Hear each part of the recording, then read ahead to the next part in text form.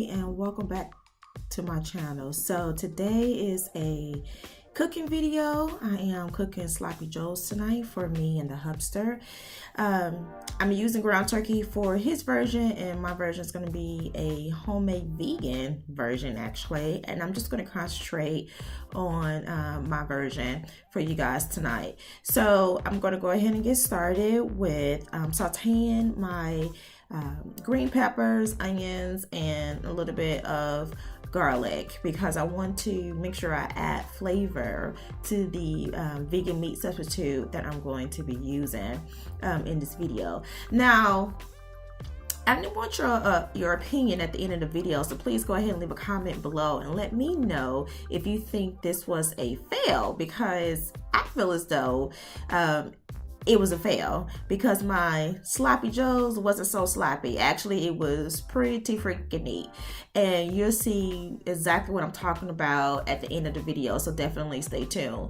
So now that I have my peppers and onions and garlic sauteed to my perfection, I am going to go ahead and put in the vegan meat substitute.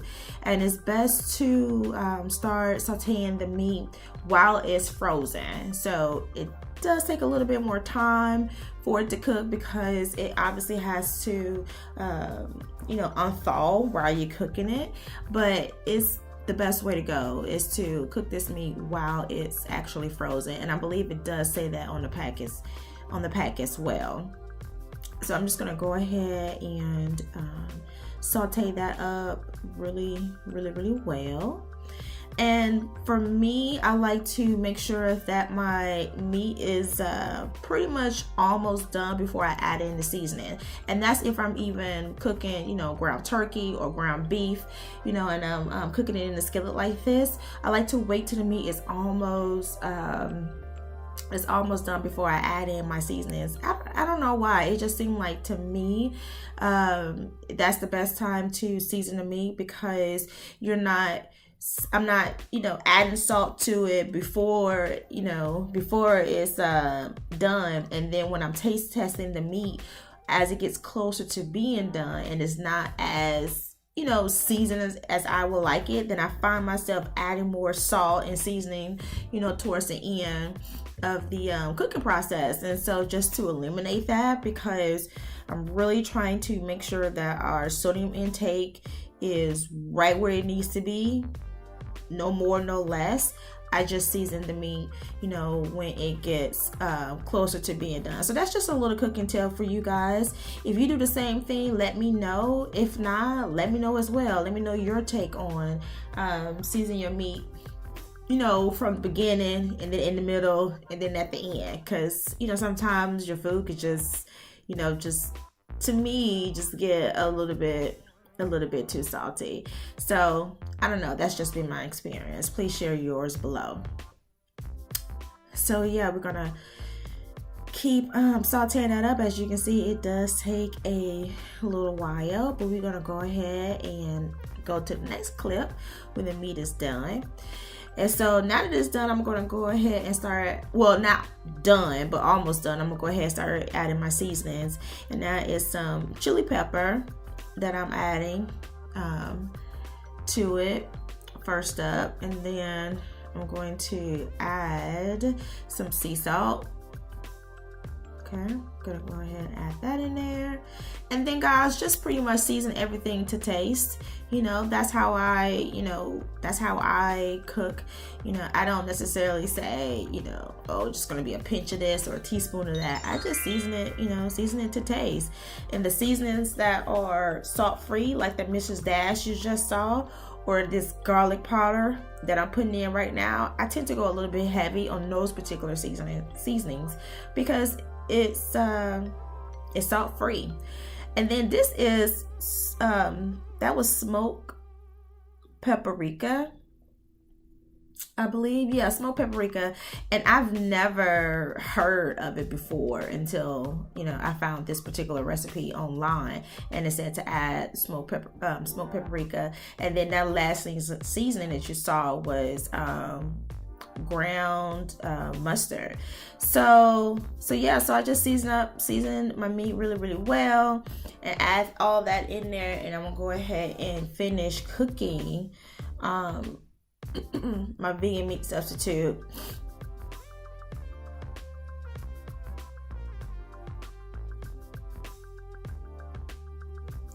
I did have a little bit of a taste, so I'm gonna add a little bit more salt. And don't be alarmed, I'm not adding a lot of salt to this meal, so it was not salty. That particular sea salt, it does take a little bit more than the average, just to, you know, be able to give that that flavor from the sea salt. And you tend to notice that when you cook with sea salt as opposed to, you know, regular iodized table salt.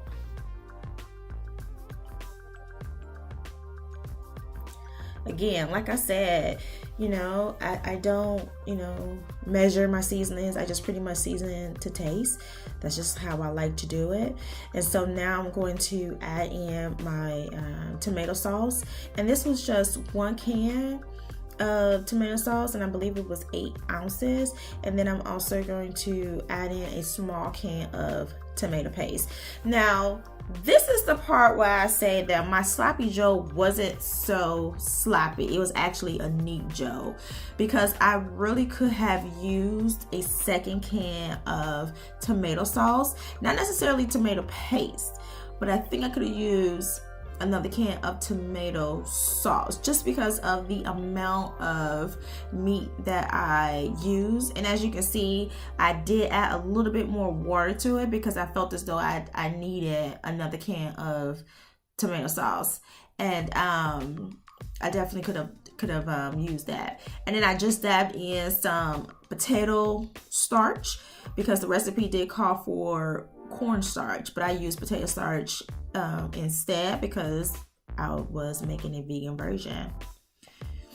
Now, as you can see right here, it's not so sloppy, right? I mean, it's like yeah, it's pretty freaking neat, you know, especially compared to my husband's version of the sloppy joe, where I use ground turkey.